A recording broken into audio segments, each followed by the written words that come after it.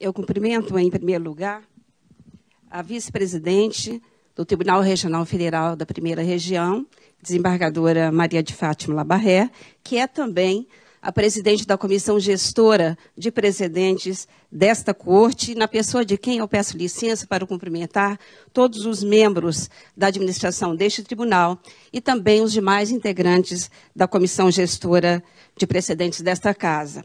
Cumprimento a ministra Laurita Vaz, presidente do Superior Tribunal de Justiça, aliás, a primeira mulher a presidir o Tribunal da Cidadania, e que tem dirigido os destinos da Corte da Cidadania com mãos firmes e seguras.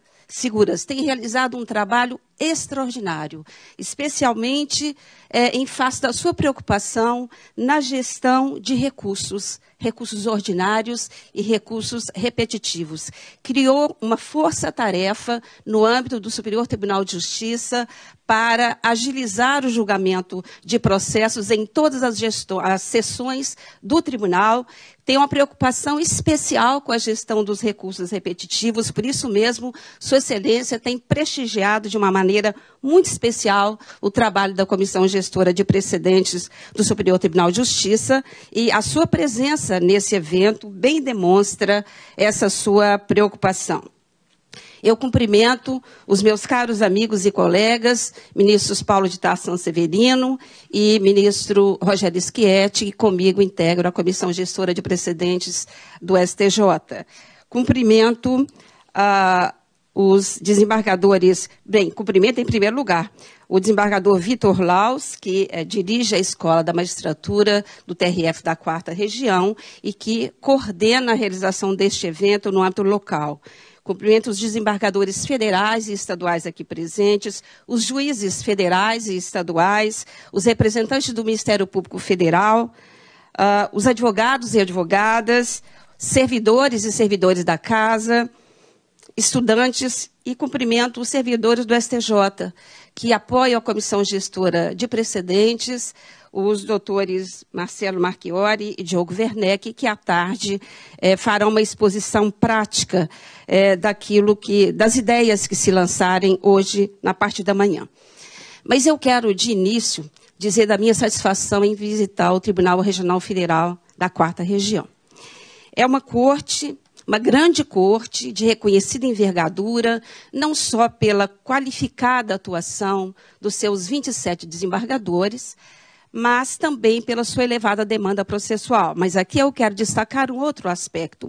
Essa corte é conhecida pelo seu desempenho e presteza na entrega da prestação jurisdicional. E essa minha satisfação em retornar a este tribunal, ela se incrementa na medida em que tenho a oportunidade, egressa que sou da Justiça Federal, de aqui reencontrar caros amigos que conheci desde os dias de 1984, quando passei a integrar a Justiça Federal Mineira. E aqui eu quero registrar a presença da minha querida amiga, a desembargadora federal Marga Tesler, que presidiu essa corte, essa grande casa de justiça, e que até pouco tempo integrava o Superior Tribunal de Justiça, emprestando-lhe o brilho da sua inteligência e também prestando àquele Tribunal da Cidadania relevantes serviços. Ficam aqui registrados os meus cumprimentos especiais à desembargadora Marga Tesler. Bem, estamos em terras gaúchas. O Estado do Rio Grande do Sul e a sua capital têm sido sempre exaltados em prosa e verso, nas declarações de amor, né? À terra de Mário Quintana, pelas suas tradições, pelas suas belezas naturais, pelas suas serras, pelas suas hortênsias, basta lembrar a Serra Gaúcha, né? Pela sua arquitetura renomada, pela sua identidade cultural diversificada, decorrente, herdada até dos povos colonizadores, o que gerou um povo forte, intrépido e bravo. Um povo que, ao longo do tempo, soube construir e consolidar este grande tribunal. Um tribunal vigilante, atento e vigilante às necessidades e às demandas do seu tempo. E parafraseando o belo hino desta terra, eu não tenho dúvida em afirmar que este tribunal sempre soube mostrar valor e constância no enfrentamento de grandes desafios. E posso dizer também que as suas façanhas e o seu desempenho servem de modelo ao judiciário brasileiro. E não digo isso à toa. Sabemos todos, aqui se falou no sistema EPROC, criado e concebido por esse tribunal. Esse sistema, um sistema excelente, tem sido copiado, replicado em outros tribunais brasileiros. Inclusive, ontem, tive a satisfação de saber que o Tribunal de Justiça local passou a adotar, numa parceria com o TRF da 4ª Região, uma parceria produtiva, sem qualquer ônus para aquela Casa de Justiça, passou a adotar esse sistema eficiente concebido pelo TRF da 4ª Região. Bem, mas a par de tudo isso, a par da sua elevada demanda processual, esta corte e esta terra, o Estado do Rio Grande do Sul, tem sido celeiro de grandes e notáveis juristas e magistrados, legando grandes nomes ao Judiciário Nacional, tanto ao Superior Tribunal de Justiça, como também ao Supremo Tribunal Federal. Eu refiro-me aqui, entre vários nomes, né? Eu me refiro ao ministro Edson Fachin, à ministra Rosa Weber, ao ministro Eros Grau, ao ministro Nelson Jobim, à ministra Nancy Andrighi, filha dessa terra, ao ministro Atos Guzmão Carneiro e ao ministro Rui Rosado. Mas aqui eu quero me referir de um modo muito especial a 6 ministros, filhos desta terra, egressos desta Casa de Justiça. Quem não é filho da terra, adotou a terra, no seu coração adotou a terra como sua terra natal. Refiro-me aqui à ministra Ellen Grace, ao saudoso ministro Teori Zavascki, aos ministros Nefe Cordeiro e Joel Passionik, que integram hoje ainda o STJ, e aos ministros Ari Pargendra e Gilson Dipp. Prestaram todos eles relevantes serviços, alguns deixaram a corte, mas todos eles, sem dúvida, de modo operoso, brilhante e comprometido, eles contribuíram e contribuem ainda hoje para o aperfeiçoamento institucional dessas 2 casas de justiça. Pois bem, na pessoa desses 6 ministros, egressos dessa Casa de Justiça, eu peço licença para homenagear todas as desembargadoras e desembargadores deste tribunal. Merecedores que são eles das nossas homenagens e também do nosso respeito. Bem, o ministro Paulo de Tarso Sanseverino e também a ministra Laurita Vaz já discorreram sobre os pontos relevantes que motivaram a nossa visita ao TRF da 4ª Região. O STJ, já se disse, está empenhado em realizar um trabalho, desenvolver um trabalho de parceria e de interlocução com os tribunais de 2º grau, com todos eles, os tribunais de justiça, os tribunais regionais federais, visando incentivar e fortalecer esse modelo de criação de precedentes qualificados concebido pelo CPC de 2015, com que será possível uma efetiva redução do número de recursos e de processos em tramitação. Mas o STJ quer trazer também ao conhecimento dos participantes deste evento um pouco da sua experiência de 10 anos na criação de precedentes qualificados, iniciada ainda na vigência do CPC de 73, e também um pouco da sua experiência de um trabalho de inteligência na gestão de recursos repetitivos. Notadamente, a partir de setembro de 2014, quando se instituiu, na gestão do ministro Francisco Falcão, no Superior Tribunal de Justiça, uma comissão especial de ministros. Era uma comissão temporária, para cuidar da gestão dos recursos repetitivos. E foi essa comissão que veio a inspirar, na gestão da ministra Laurita Vaz, veio a inspirar a comissão definitiva de gestão de recursos repetitivos. Inspirou ela também, é preciso destacar, a criação dessas comissões gestoras de precedentes em todos os tribunais do país, exceto o Supremo Tribunal Federal, pelo CNJ na Resolução 235 de 2016.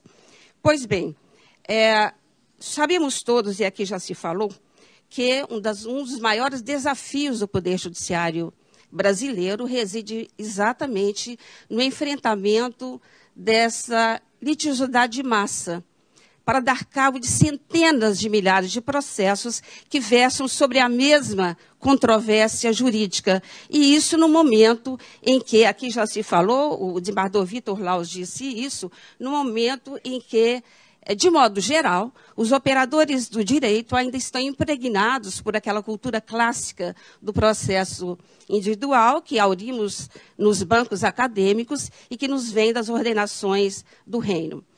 Os dados estatísticos, eles já dizem da grandiosidade desse desafio. Aqui, o ministro Paulo de São Severino já mencionou, o STJ foi instalado em início de 1989. Recebeu, naquela ocasião, pouco mais de 6 mil processos. Tem hoje em tramitação, dados do dia 12 último, em tramitação, mais de 297 mil processos. E é preciso registrar. Basta acompanhar as estatísticas mensais do STJ, que a cada mês tem ocorrido uma redução significativa de recursos em tramitação naquele tribunal, exatamente em função desta gestão de recursos ordinários ou recursos especiais repetitivos. Como aqui se falou, a ministra Laurita Vaz criou uma forças-tarefas, né, que atuam em todas as sessões do tribunal para agilizar o julgamento dos recursos ordinários. Temos trabalhado na gestão de recursos repetitivos, criou-se o NARERA, que já se falou, tudo isso tem contribuído para que a cada mês o número de processos em tramitação do STJ efetivamente diminua. Este tribunal tem em tramitação, dados de junho, deste mês de junho, tem em tramitação mais de 142 mil processos. O CNJ, em uma publicação Justiça em Números, de 2015, discorrendo sobre a litigiosidade no Poder Judiciário, registra que, historicamente, o número de processos que ingressa no Judiciário tem sido superior ao número de processos julgados ou baixados. Por isso mesmo, há uma tendência natural em que haja um crescimento desse acervo processual. Mas esta mesma obra registra que um dado interessante, que em 2015, naquela ocasião, se fosse possível estancar o ingresso de novos processos no Judiciário, com a atual produtividade de magistrados e servidores, seriam necessários 2 anos e meio para zerar o acervo processual. Em uma obra posterior, do Justiça em Números, de 2017, que se refere aos dados de 2016, o CNJ registra que houve, sim, um incremento de produtividade de magistrados e servidores no âmbito do judiciário brasileiro, de mais de 11%. Mas, não obstante, o judiciário brasileiro tenha julgado, no ano de 2016, praticamente o mesmo número de processos que havia ingressado, ainda assim, o acervo processual aumentou em mais de 2.700.000 processos. De tal sorte que, ao final de 2016, tínhamos no Judiciário Nacional mais de 79 milhões e 700 mil processos. De tal sorte que, certamente, hoje, a última publicação veiculada pelo CNJ é essa, deve sair uma próxima no curso desse ano, de tal sorte que hoje, certamente, teremos perto dos 100 milhões de processos aos quais o ministro Paulo de Tarso Severino se referiu. Mas essa mesma obra de Justiça em Números, de 2017, do CNJ, registra que, naquele ano de 2016, para cada grupo de 100 habitantes, houve uma distribuição de mais de 14 processos naquele ano. E que, não obstante esse incremento de produtividade de mais de 11%, o judiciário brasileiro ainda apresentava uma taxa de congestionamento em patamar bem elevado, 73%. Mas é preciso dizer também que essa mesma obra registra que esses dados estatísticos não revelam, de forma alguma, que os juízes brasileiros trabalhem pouco. Ao contrário, essa obra menciona que, levando-se em conta apenas os dias úteis de 2016, cada juiz brasileiro julgou uma média de 7 processos dia. Eu me refiro a esses dados estatísticos para demonstrar que nós, do Judiciário, deveremos buscar novos caminhos no enfrentamento desse grande desafio. Caminhos que nos são disponibilizados pelo CPC de 2015. Estamos aqui a conversar com magistrados da Justiça Federal. E sabemos todos que, no âmbito da Justiça Federal, a litigiosidade de massa ocorre com frequência na esfera previdenciária. Eu quero aqui me referir a uma controvérsia por demais conhecida no âmbito da Justiça Federal e que diz respeito à vida, ao cotidiano de todo cidadão brasileiro. Aquela conhecida controvérsia que diz respeito à possibilidade de desaposentação no regime geral de previdência social. O segurado que se aposenta, continua a trabalhar, recolhe contribuições, pretende depois desaposentar-se para oferir uma aposentação melhor. Pois bem, esta foi uma controvérsia jurídica que surgiu nos idos de 2000. Após 8 anos, em 2008, essa controvérsia representava cerca de 50% do acervo processual de algumas varas federais de São Paulo. O Superior Tribunal de Justiça veio julgar esta matéria em sede de recurso repetitivo em 2013. 3 anos após, o Supremo Tribunal Federal julgou o assunto em sede de repercussão geral, decidindo até de maneira contrária à tese que o STJ afirmara em recurso repetitivo. Eu cito esse exemplo apenas para demonstrar que, se tivéssemos, naquela ocasião, em 2000, os instrumentos que o CPC de 2015 disponibiliza a todos nós, inclusive aos tribunais de segundo grau, como o IRDR, para o julgamento dessas demandas repetitivas, certamente essa controvérsia surgida em 2000 e que só teve a sua solução definitiva 16 anos após, certamente ela estaria já muito solucionada, gerando a desejada pacificação social.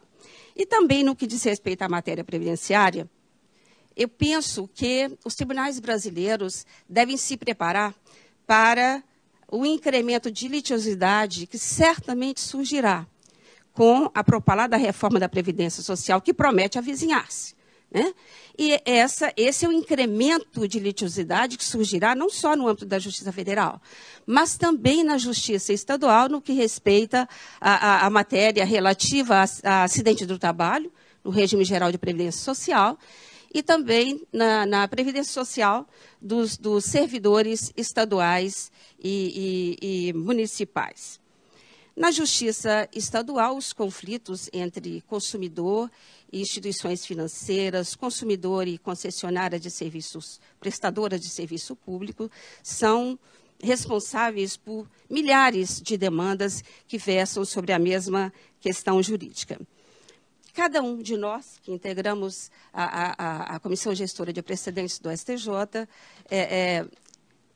judicamos em uma determinada sessão do tribunal. Eu integro a primeira sessão do tribunal, que julga matéria de direito público em geral. Levantamento feito em 2017 revelou que 50% dos processos distribuídos à primeira sessão do Superior Tribunal de Justiça versam sobre direito administrativo e 27% sobre direito tributário. Matérias que sabemos todos ensejam inúmeras demandas repetitivas, revelando-se assim um campo fértil para sua identificação desde o primeiro grau.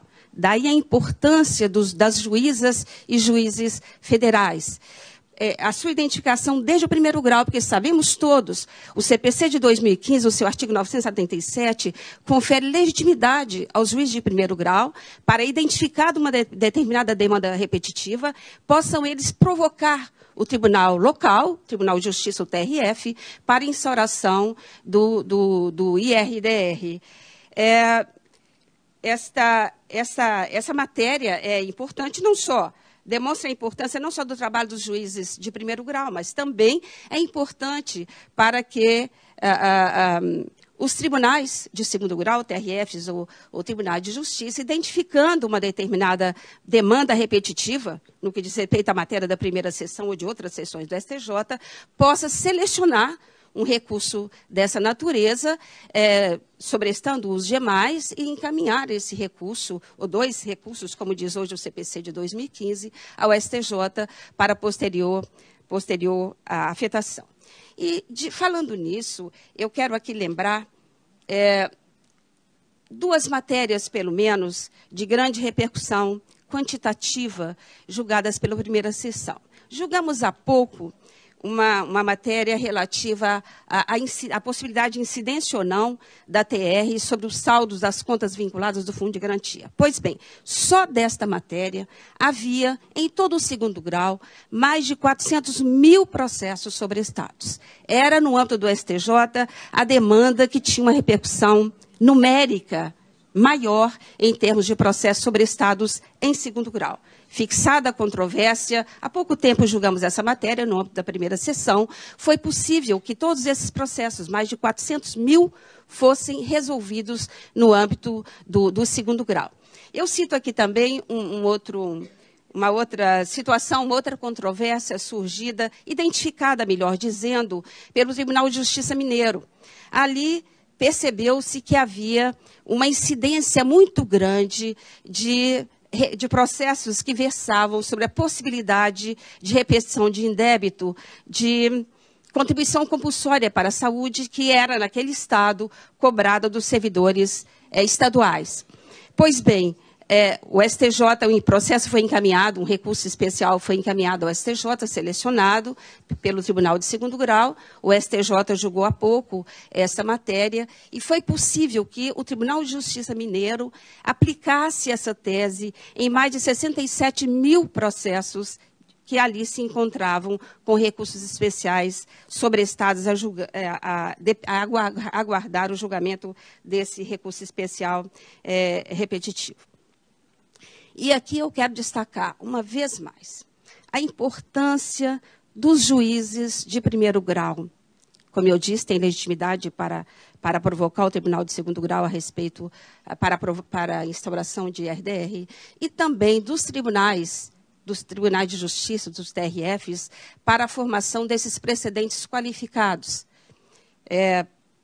concebidos pelo CPC, melhor dizendo, né, foram eles introduzidos em 2008, né, por uma lei que se previa apenas os repetitivos no âmbito do STF e do STJ, e esse sistema veio a ser aperfeiçoado no CPC de 2015. Pois bem, a adoção desses novos mecanismos aperfeiçoados no CPC de 2015 criou outros, né, o IRDR, no âmbito do Tribunal de Segundo Grau, e também os IACs. Esses mecanismos, eles permitem que o judiciário possa expedir uma resposta célere, isonômica, aqui já se falou, na necessidade de isonomia entre os julgados, isonômica e segura juridicamente em milhares de processos, implementando-se assim aqueles objetivos constitucionais do julgamento do processo de modo célere, né? O princípio constitucional da isonomia e também o princípio constitucional da segurança jurídica. Mas aqui eu quero destacar, de um modo muito especial, a importância do núcleo de gerenciamento de precedentes, que é aqui nessa corte, presidido pela desembargadora Maria de Fátima Labarré, e que é também integrado pela juíza federal Thaís Schilling, que aqui está presente. E quero destacar, além do núcleo de gerenciamento de precedentes, a a comissão gestora, a importância do trabalho da comissão gestora de precedentes, que é essa sim, presidida pela desembargadora Maria de Fátima Labarré. E a importância do NUGEP e da comissão gestora de precedentes deste tribunal no que respeita à identificação de demandas repetitivas desde o primeiro grau e adequada seleção de recursos especiais recursos especiais aptos, evidentemente, que possam ser selecionados e encaminhados ao Superior Tribunal de Justiça para futura afetação, proporcionando a suspensão de todos os processos individuais ou coletivos que estejam pendentes no território nacional.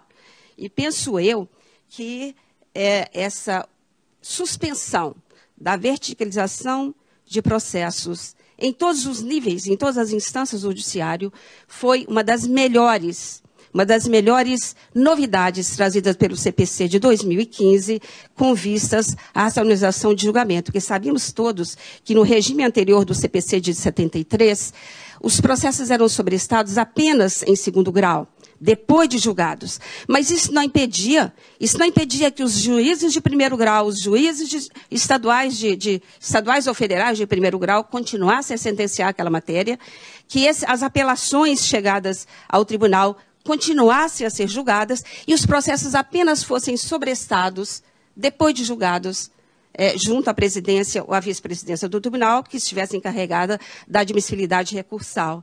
E tudo isso, sabemos todos, demandava um retrabalho. Porque na medida em que o recurso especial, a matéria do especial, atacasse um julgado de segundo grau, que não se coadunasse com a tese fixada no repetitivo, era preciso devolver esse processo à turma julgadora para que ela reapreciasse a questão. Então, penso eu que foi em prol mesmo da racionalização do julgamento que veio essa grande novidade do CPC de 2015. Esse é um trabalho que deve ser feito conjuntamente em apoio à presidência ou à vice-presidência do tribunal, de cada tribunal que esteja encarregado da admissibilidade recursal. Porque na forma da resolução 235 do CNJ, a comissão gestora de precedentes, ela deve estar vinculada à presidência ou à vice-presidência do tribunal, que esteja encarregada da admissibilidade recursal, e deve ser supervisionada pela comissão gestora de precedentes. E quero aqui destacar também a importância da interlocução dos tribunais de segundo grau, da comissão gestora de precedentes e do núcleo de gerenciamento de precedentes desse tribunal com o Superior Tribunal de Justiça no que diz respeito aos recursos repetitivos. Os ministros da comissão gestora de precedentes do STJ, que aqui estão presentes, como também o diretor, o assessor que dirige o núcleo, o NUGEP do STJ, estamos todos abertos para receber indicações de matérias que possam ser afetadas como recursos repetitivos, matérias que se encontrem, eventualmente, no Superior Tribunal de Justiça, para esclarecer quaisquer dúvidas, porque pensamos, sim, que essa interlocução dos tribunais de segundo grau com o Superior Tribunal de Justiça, ela é extremamente positiva. E eu cito aqui um pequeno exemplo. Tínhamos afetado como recurso repetitivo um recurso especial que versava sobre aquela conhecida controvérsia que diz respeito à necessidade ou não de prévia postulação administrativa para se ingressar em juízo postulando um determinado benefício previdenciário. Esta matéria havia sido afetada no âmbito do Superior Tribunal de Justiça como recurso especial repetitivo. O Supremo Tribunal Federal, na mesma ocasião, afetou a matéria no âmbito da repercussão geral. O processo estava em pauta, o nosso repetitivo estava em pauta na primeira sessão, quando, nesse ínter, o Supremo Tribunal Federal veio a julgar essa controvérsia em sede de repercussão geral. O que fez o relator? Levou a primeira sessão e esclareceu. Essa matéria foi julgada em repercussão geral. Vamos desafetar. Sem maiores questionamentos, todos concordamos, vamos desafetar. Pois bem, passados 2 dias, parece, o TRF da primeira região, do qual eu sou originária, fez um contato com o STJ e esclareceu, olha, temos aqui, só aqui, nós temos mais de 20 mil processos dessa natureza que estão aqui sobrestados, aguardando o julgamento deste repetitivo. E o mais importante, nestes processos não havia recursos extraordinários que permitissem a devolução do processo à turma julgadora para que, à luz da repercussão geral, pudessem elas exercitar um juízo, eventual juízo de conformação. Pois bem, com essa informação, o relator foi alertado, levou na sessão subsequente o recurso especial repetitivo, a matéria foi novamente afetada, como repetitivo, e julgada, fixamos a tese, evidentemente, de acordo com aquela que já fora fixada pelo Supremo Tribunal Federal. Mas isso evitou que milhares de processos, só no TRF1 havia mais de 20 mil processos, mas isso evitou que milhares de processos que se encontravam sobrestados nos diversos tribunais do país subissem ao Superior Tribunal de Justiça. E eu quero aqui registrar que temos que evitar a tramitação desnecessária de processos no âmbito do Poder Judiciário. Basta mencionar que, segundo o levantamento efetuado no âmbito do Superior Tribunal de Justiça, o curso de um processo, só de um processo, e só no STJ, gira em torno de R$3.000. Mas aqui eu quero dizer que é importante que os tribunais de segundo grau, eles usem frequentemente os novos instrumentos processuais que foram colocados à disposição pelo CPC de 2015, inclusive, no âmbito dos tribunais de segundo grau, o IRDR e o IAC, que geram precedentes qualificados que permitem, cuja tese fixada vincula os órgãos sob a jurisdição do tribunal, cabendo, inclusive, reclamação na hipótese de inobservância da tese ali fixada, né? Eu quero aqui dizer que o Superior Tribunal de Justiça inseriu no seu regimento interno, isso não está no CPC, o STJ o fez, esponte própria, inseriu um dispositivo no seu regimento interno, determinando que, na medida em que seja interposto um recurso especial de um processo julgado em segundo grau, como IRDR, ele será distribuído no âmbito do STJ como recurso especial repetitivo, exatamente para que tenha ele uma prioridade maior no seu julgamento e que todos vejam mesmo a necessidade de um julgamento mais célere desse importante instrumento processual. Eu quero aqui dizer que é importante também que os membros da comissão gestora de precedentes desse tribunal possam realizar um trabalho similar àquele que fazemos no âmbito do Superior Tribunal de Justiça. Cada um de nós trabalha com os colegas, demonstrando a necessidade, a importância, melhor dizendo, de afetação de recursos como repetitivos, aqui seria de afetação como IRDR ou IAC, e também da necessidade de priorizar o julgamento desses instrumentos processuais. Daí, é importante que a Comissão Gestora de Precedentes faça também esse contato com os colegas desembargadores da Casa. Uma outra questão importante sobre a qual eu quero falar é que é importante também que o tribunal tenha uma estrutura de NUGEP, do Núcleo de Gerenciamento de Precedentes, uma estrutura administrativa permanente, evitando-se, assim, que a cada mudança de administração ocorra uma rotatividade frequente de servidores, perdendo-se, assim, a memória do trabalho realizado na gestão anterior e com uma indesejável solução de continuidade no trabalho realizado. É isso que preconiza a Resolução 235 do CNJ. E, por último, é importante também a atribuição da Comissão Gestora de Precedentes a proposição de melhorias nos procedimentos internos do tribunal e na sua própria sua própria estrutura administrativa, com vistas à racionalização dos julgamentos, até, sendo o caso, adotando práticas exitosas do STJ na gestão de recursos. Aqui já se falou do NARÉ.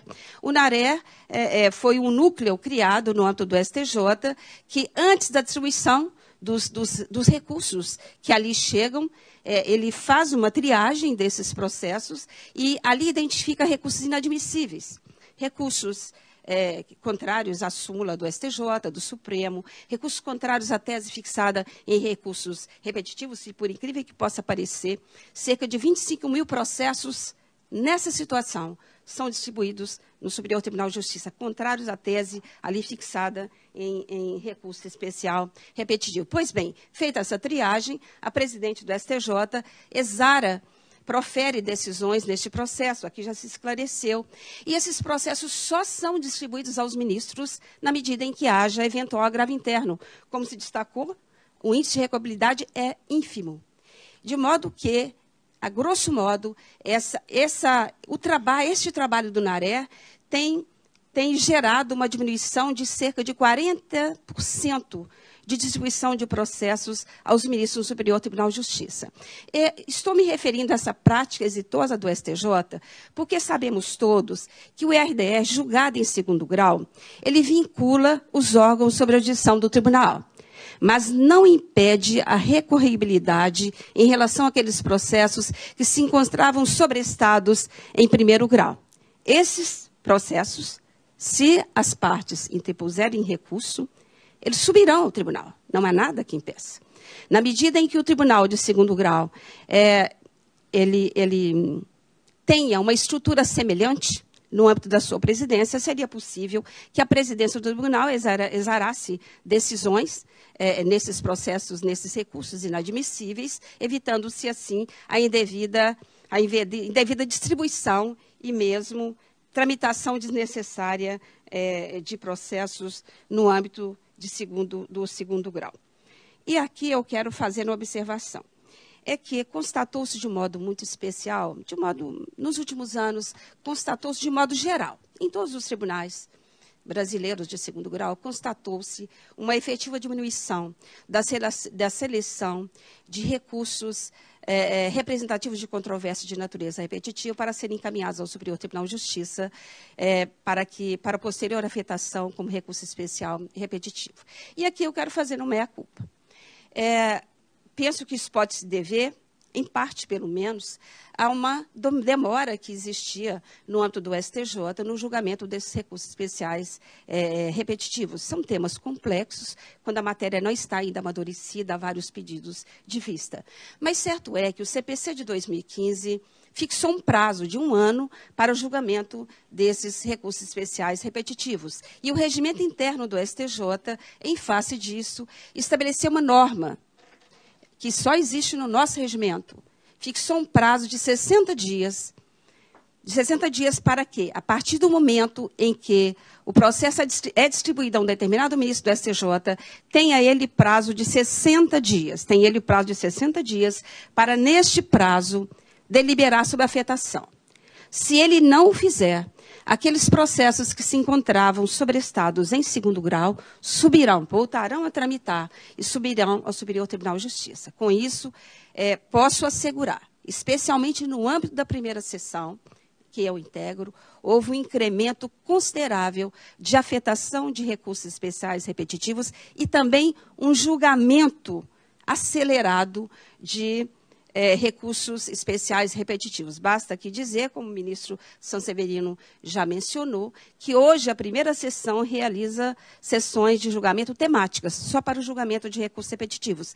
E nas outras sessões, de ordinário, nós temos certamente, a cada sessão, nós temos 5, 6 recursos especiais repetitivos para julgamento. Aqui já se ressaltou também que o CPC de 2015 ele se inspirou nos fundamentos do Common Law, evidentemente, com as nossas características próprias, né? O nosso sistema permite até reclamação na medida em que haja uma inobservância da tese fixada em precedente qualificado, né? Então, o CPC, nosso CPC de 2015 inspirou-se nos fundamentos do Common Law para criar um sistema prático de precedentes qualificados, formação de precedentes qualificados desde o Supremo, né, a repercussão geral, no âmbito do STJ, o recurso especial repetitivo, institutos que o CPC de 2015 veio a aperfeiçoar, né, o IRDR, no âmbito do segundo grau, e IAC em todos os tribunais. E, com isso, o CPC de 2015 espera ter como resultado uma jurisprudência mais uniforme e estável, uma redução de recursos de processo em tramitação. Mas é preciso também destacar que esse mesmo CPC, ele alargou a marcha processual. Ele dilatou os prazos recursais, todos sabemos, passaram a ser computados em dias úteis. Todos os recursos hoje são interpostos em 15 dias, exceto os embargos de declaração. E também ampliou o contraditório, algo positivo. Mas basta mencionar que no âmbito do Superior Tribunal de Justiça, um agravo interno, que era interposto em 5 dias corridos, esse agravo interno era de ordinário julgado em 10, 15 dias, no máximo. Pois bem, hoje, no âmbito da primeira sessão, que envolve sempre um órgão público que tem prazo em dobro, nós não conseguimos julgar isso em menos de 60 dias. Por quê? 15 dias úteis, dobrados, 30 dias úteis, mas 15 dias úteis para impugnação. Então, veja como esse alargamento da marcha processual posterga a solução final do processo.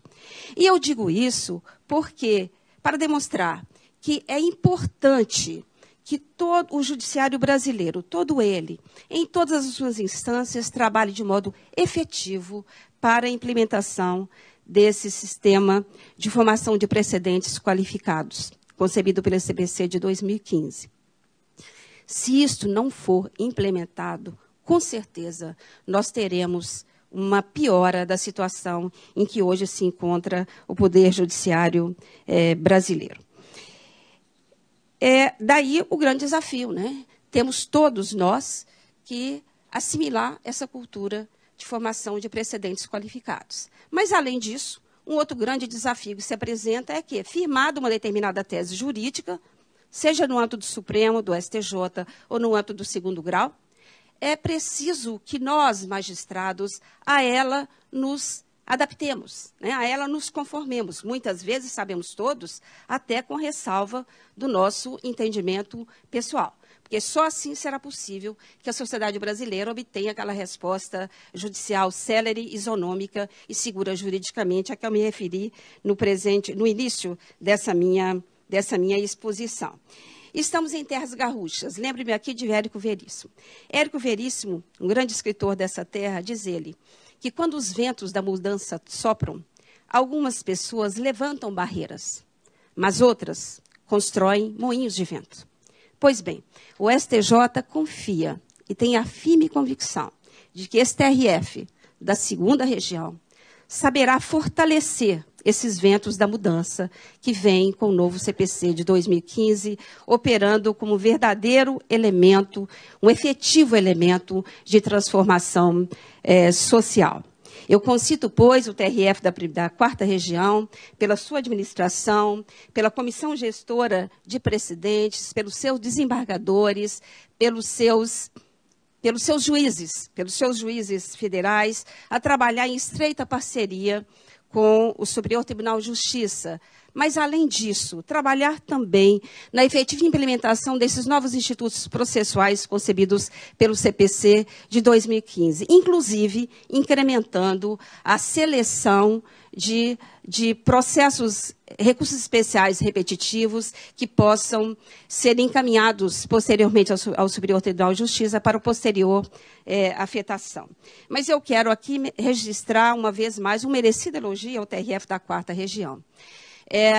Pela boa organização do núcleo de gerenciamento de precedentes, pela boa e adequado controle dos processos que se encontram sobre estados. Tudo isso sabemos facilitado pelo sistema EPROC, um sistema excelente que vem sendo replicado por outros tribunais brasileiros. Mas também eu quero aqui destacar o ótimo filtro processual que esse TRF da 4ª Região faz na admissibilidade, no juízo de admissibilidade de recursos, no que diz respeito às teses já julgadas e afetadas como recursos especiais repetitivos. E, ao encerrar, eu quero aqui lembrar do grande Rui Barbosa. Rui Barbosa, dia muito preconizava que sem justiça efetiva não há democracia. E que justiça que tarda, sabemos todos, é justiça negada. E Norberto Bobbio, um dos maiores pensadores do nosso tempo, ele registrava que vivemos hoje a era dos direitos que os povos querem ver, não apenas formalmente declarados, mas querem vê-los efetivamente tutelados. Daí a importância do Judiciário Nacional nesse aspecto. E estamos falando em reforma da nossa lei processual.